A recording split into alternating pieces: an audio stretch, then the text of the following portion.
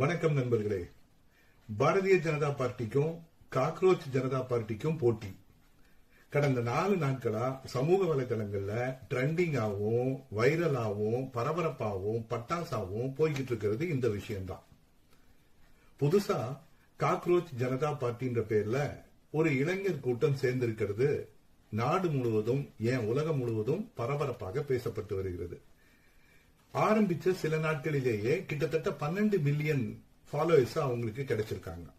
பாரதிய ஜனதா கட்சிக்கு 8.5 மில்லியன் தான் இருக்கிறதாவும், அதை விட பல மடங்கு அதிகமானதுனால இந்த கூட்டம் பாரதிய ஜனதா கட்சிக்கு ஒரு மிகப்பெரிய போட்டினும் சமூக வலைதளங்கள்ல பேசப்பட்டு வருகிறது. இதை பற்றி பேசக்கூடிய பெரும்பாலான சமூக வலைதள பக்கங்கள், யூடியூப் சேனல்கள், இவங்க எல்லாருமே ஒன்னு அரசாங்கத்தை குற்றம் சொல்றாங்க அல்லது ஆரம்பிச்சவங்களை குற்றம் சொல்றாங்க. அரசாங்கத்துக்கு எதிராக இளைஞர் பட்டாளம் கூடி இருக்குது, அரசாங்கத்துக்கு மேல வெறுப்போடு இருக்கிறாங்க, எதிர்ப்புணர்வோடு இருக்கிறாங்க, ஒரு புரட்சி வெடிக்க போகிறது, நாட்டிலே மாற்றம் வரப்போகிறது, இப்படியெல்லாம் அந்த காக்ரோச் ஜனதா பார்ட்டியை ஆதரிக்கிறவங்க பேசுறாங்க.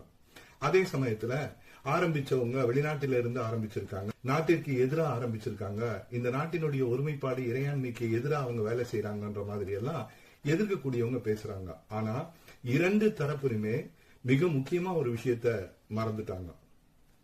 அரசாங்கத்தை குற்றம் சொல்றவங்களும் ஆரம்பிச்சவங்களை குற்றம் சொல்றவங்களும் இதற்கு அடிப்படை காரணமா இருக்கக்கூடிய உச்ச நீதிமன்ற நீதிபதி சூரியகாந்த் அவர்களுடைய பேச்சை பத்தி யாருமே எதுவுமே பேச மாட்டேன்றாங்க. ஏன்னா அவருடைய பேச்சு தான் இதற்கு ஆரம்பம், அதுதான் இளைஞர்களை ட்ரிகர் பண்ணி விட்டு இருக்குது. இந்த மாதிரி ஒரு அமைப்பு வந்தது அல்லது ட்ரெண்டிங் ஆகிறது ஒரு வகையில நல்லதுன்னு சொல்லலாம். என்ன காரணம்னா, அரசு அதிகாரிகள், அரசாங்க பொறுப்பில இருக்கின்றவர்கள் அவங்க இஷ்டத்துக்கு எதை வேணாலும் பேசலாம், கருத்து சொல்றன்ற ஒரு உரிமையில எதை வேணாலும் சொல்லலாம், யாரை வேணாலும் அட்டாக் பண்ணலாம், எப்படி வேணாலும் பேசலாம் அப்படின்றதுக்கு ஒரு மிகப்பெரிய முற்றுப்புள்ளி வச்சிருக்குது. உச்சநீதிமன்ற நீதிபதி இந்த சூழ்நிலையில இதை பேசியிருக்க வேண்டிய அவசியமே இல்லை.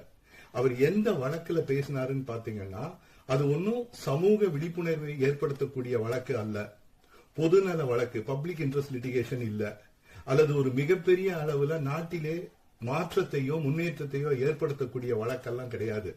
அது ஒரு தனிப்பட்ட மனிதருடைய வழக்கு. டெல்லியில இருக்கக்கூடிய சஞ்சய் துபேன்ற ஒரு அட்வொகேட் தனக்கு சீனியர் அட்வொகேட் பொசிஷன் கிடைக்கணும்ன்றதுக்காக ஒரு வழக்கு தாக்கல் பண்றாரு. முதல்ல டெல்லி ஹைகோர்ட்ல அந்த வழக்கை தாக்கல் பண்றாரு, அது அங்க டிஸ்மிஸ் ஆகுது. திரும்பவும் அவரு ரிவ்யூ பெட்டிஷன் போடுறாரு, அதுலயும் டிஸ்மிஸ் ஆகுது. அதனால அவரு சுப்ரீம் கோர்ட்டுக்கு இந்த வழக்கை எடுத்துட்டு வர்றாரு, சுப்ரீம் கோர்ட்ல இந்த வழக்கை பதிவு செய்யறாரு. இது ஒரு தனிப்பட்ட மனிதருடைய தனிப்பட்ட தேவைக்காக போடப்பட்ட வழக்கு. இந்த வழக்குல நாட்டில் இருக்கக்கூடிய ஒட்டுமொத்த இளைஞர்களையும் அட்டாக் பண்ணி பேச வேண்டிய அவசியமே இல்லை. பொதுவா நீதிபதிகள் வழக்கு நடத்தும் போது சில கருத்துக்களை சொல்லுவாங்க, அவங்களுக்கு தோன்ற ஒப்பீனியனை சொல்லுவாங்க. இதுக்கு ஆபிட்டர் டிக்டான்னு பேரு, அதாவது பாசிங் ரிமார்க்னு சொல்லுவாங்க. அந்த பாசிங் ரிமார்க்கு எந்த விதமான சட்டப்பூர்வமான பலமும் கிடையாது, லீகல் வேலிடிட்டி எதுவுமே கிடையாது. போற போக்குல அவங்க ஏதாவது ஒண்ணு சொல்லுவாங்க, சில சமயத்துல தீர்ப்புல எழுதுவாங்க, அது வழக்கை பாதிக்காது, வழக்கிற்கு முக்கியத்துவம் கொடுக்காது, இப்படித்தான் சட்டம் சொல்லுது. அப்படி இருக்கும்போது அந்த வழக்கிற்கு தொடர்பான விஷயங்களை பேசாம ஒட்டுமொத்தமா இந்தியாவில் இருக்கக்கூடிய இளைஞர்களை பற்றி பேசியது அவசியம் இல்லாதது, தேவையில்லாதது.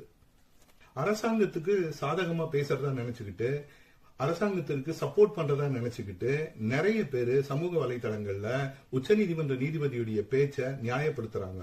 அதாவது அவருடைய பேச்சு குறிப்பிட்ட அளவிற்கு எடிட் பண்ணப்பட்டு வெளியே விடப்பட்டிருக்குது, அதுதான் பாதிப்பை ஏற்படுத்திருக்குன்னு சொல்றாங்க. ஆனா அவருடைய அந்த வீடியோவை பாத்தீங்கன்னா அவர் தெளிவா பேசுறது பல வீடியோகள்ல வருது.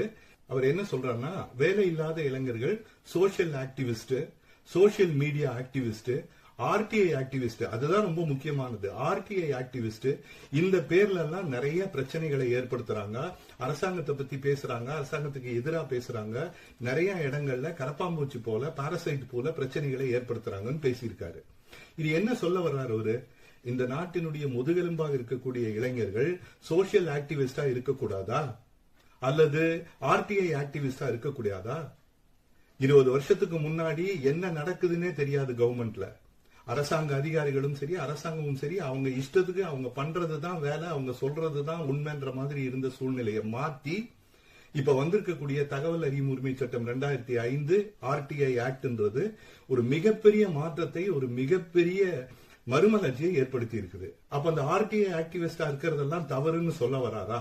ஒரு உச்ச நீதிமன்ற நீதிபதியே இப்படி பேசினார்னா இளைஞர்களை இந்த நாட்டிற்கு எப்படி பயன்படுத்த முடியும்?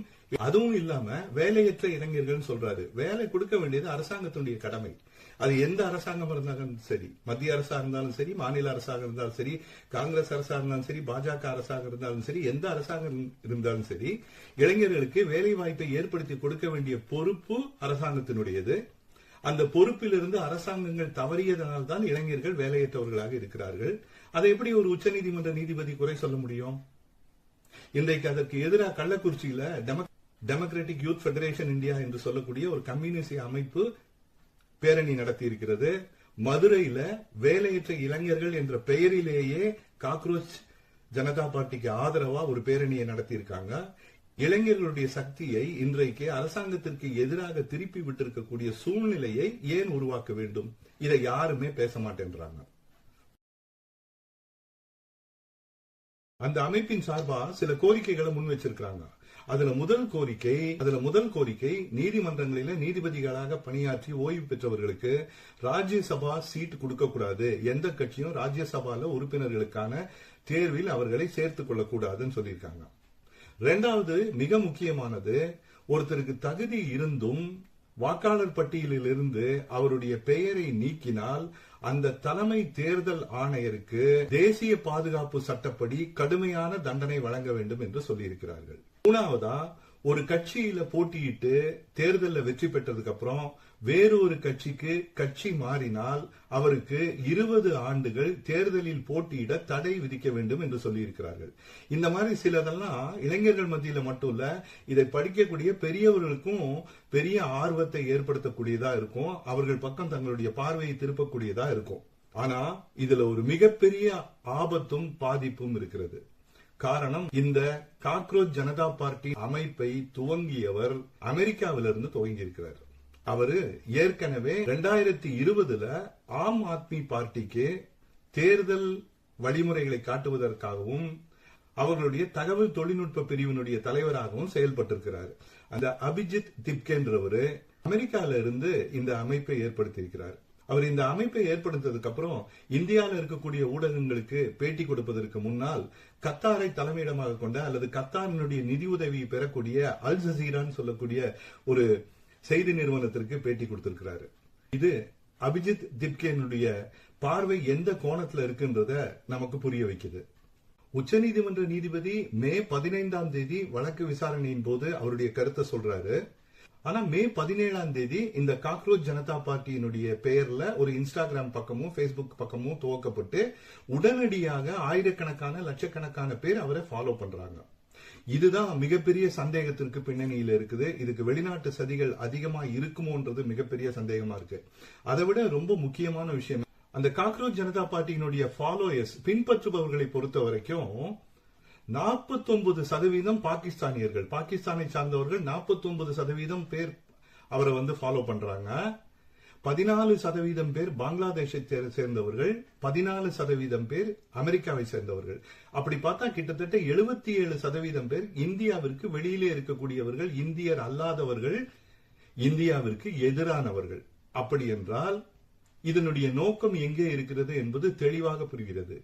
இது மத்திய அரசுக்கு எதிரான ஒரு அமைப்பாகவோ அல்லது மத்திய அரசின் கொள்கைகளுக்கு எதிராக துவங்கப்பட்ட அமைப்பாகவோ தெரியவில்லை. முழுக்க முழுக்க இந்திய ஒற்றுமைக்கு, இந்திய இறையாண்மைக்கு எதிரான அமைப்பாக துவங்கப்பட்டிருக்கிறது என்பதுதான் மிகப்பெரிய சந்தேகம் ஏற்படுகிறது.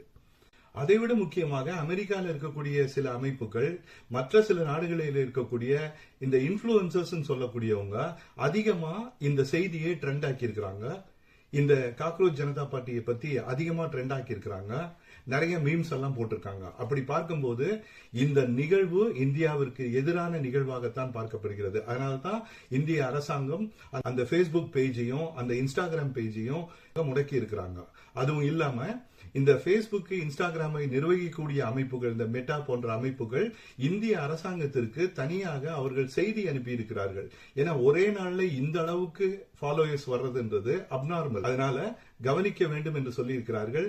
எப்படி இருந்தாலும் இந்தியாவிற்கு எதிரான ஒரு சதி, இந்திய ஒற்றுமைக்கு, இந்திய இறையாண்மைக்கு இந்தியாவிலே வலுவான அரசு இருக்கக்கூடாது என்பதற்கான சதி வெளிநாட்டிலே பலமாக துவங்கப்பட்டிருக்கிறது. ஆரம்பத்துல எல்லாம் ஒற்றர்களை அனுப்புவார்கள் அல்லது கிளர்ச்சியை தூண்டுவார்கள், கலவரத்தை தூண்டுவார்கள். இன்றைக்கு ஒவ்வொரு வீட்டிலேயும் ஸ்மார்ட் போன் மூலமாக உள்ளே நுழைந்து சைக்கலாஜிக்கல் அட்டாக், உளவியல் ரீதியான தாக்குதலை துவங்கி இருக்கிறார்கள். இந்த நேரத்தில் இந்திய மக்கள் அனைவரும் ஒற்றுமையாக ஒன்றாக நின்று இதை எதிர்க்க வேண்டும். ஏனென்றால் மிக சுலபமாக இளைஞர்களை மனம் மாற்றிவிட முடியும். காரணம், அவர்களுக்குள்ள இருக்கக்கூடிய விரக்தி என்று சொல்லும் ஃப்ரஸ்ட்ரேஷன் இருக்கும். அவங்களுக்கு சீக்கிரமா அவங்களுடைய குறிக்கோளை அடைய வேண்டும் என்ற எண்ணம் இருக்கும். எப்பவுமே அந்த வயது எதிர்ப்புணர்வை அதிகமாக காட்டக்கூடிய வயது. அதை பயன்படுத்த பார்க்கிறார்கள். நாம் நம்மளுடைய இளைஞர்கள் மீது கவனமாக இருக்க வேண்டும் என்று சொல்லி முடிக்கிறேன். நன்றி, வணக்கம்.